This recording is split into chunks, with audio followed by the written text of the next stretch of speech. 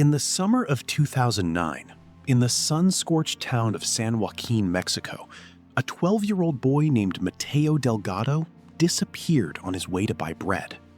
He walked out his front door at 7 p.m. He never came back. The police searched for 3 weeks. Nothing. The family printed missing posters. Nothing. Then, on the 22nd day, the boy's father walked into the police station. His name was Oscar Delgado. He was a respected teacher, a loving father, a devoted husband. He sat down, placed a key on the desk, and said 4 words that froze the room. "Check my backyard shed." What the police found inside that shed would turn a grieving father into the most hated man in Mexico. This is the disturbing and mysterious case of Oscar Delgado. Mateo Delgado was not a troublemaker. He was a straight-A student. He helped his mother cook. He played soccer with his younger sister. Every evening, his mother gave him 20 pesos to buy fresh bolillos from the corner bakery. The walk took 10 minutes. Mateo had done it hundreds of times. But on July 14th, 2009, he never arrived. The bakery owner waited. Then she called the family. By midnight, Oscar Delgado had organized a search party of 30 neighbors. By morning, he had printed 500 flyers. By the end of the week, he was on television, crying, begging for his son's return. Mexico wept with him. He was named Father of the Year by a local newspaper. His photo was on every news channel. Behind the camera, no one saw what was happening inside the Delgado home. For 3 weeks, Oscar Delgado played the role of the grieving father perfectly. He attended vigils. He hugged other missing children's parents. He cried on cue. Then, on August 5th, he walked into the police station.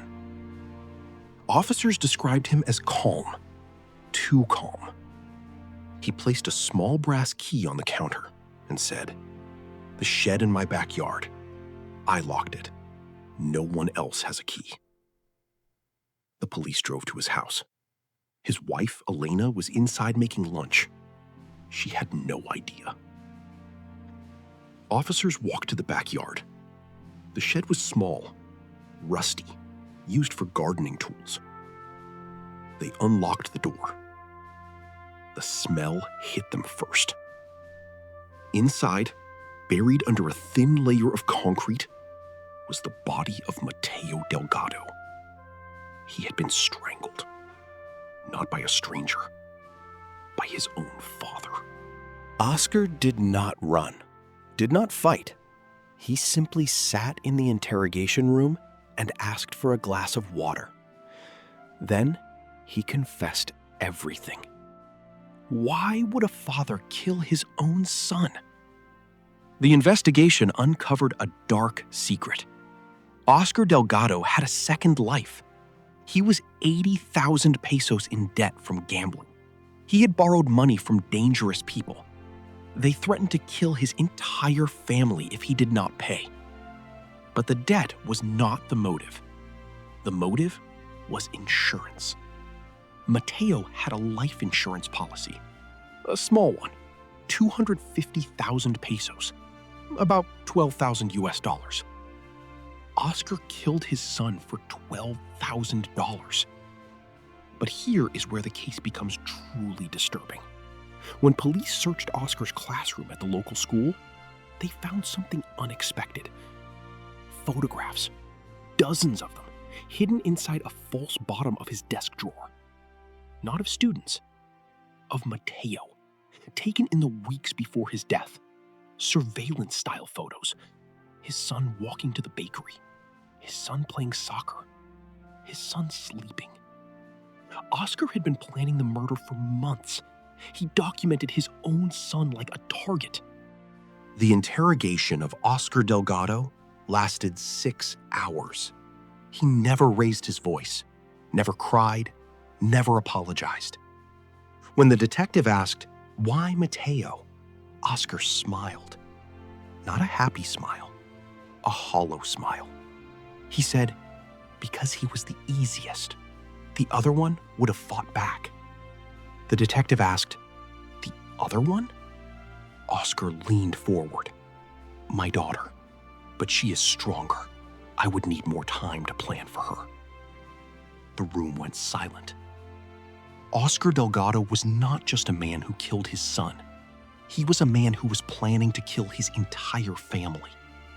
He had already purchased lime, already identified a second spot in the desert, already written a letter to his wife to be delivered after she disappeared.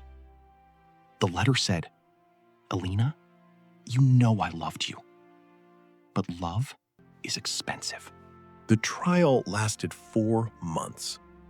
The prosecution played the interrogation tape. The courtroom heard Oscar say, the other one would have fought back. Elena, his wife, sobbed in the front row. The defense argued insanity. They brought psychiatrists who said Oscar had antisocial personality disorder, that he could not feel empathy, that he was born this way. The prosecution argued differently. They showed the planning, the photographs, the lime, the letter. Oscar knew right from wrong. He hid the body. He lied on television. He accepted a Father of the Year award while his son's body was buried 20 meters from his kitchen window. The jury deliberated for 4 hours. Guilty. First-degree murder, attempted murder of his daughter. 25 years without parole. Oscar stood up, adjusted his shirt, and said to the judge, the shed key was my idea. You should thank me for making your job easy. The case of Oscar Delgado is not about a monster in a mask. It is about a monster who smiled for cameras, who accepted awards, who hugged his wife while his son's body cooled under concrete. Mateo Delgado was buried on a hill overlooking San Joaquín. His mother visits every Sunday. She brings bolillos. She leaves them on his grave. Oscar Delgado is in a maximum security prison. He receives no visitors. He has requested a transfer 3 times because he does not like the food. But here is the question that haunts the town.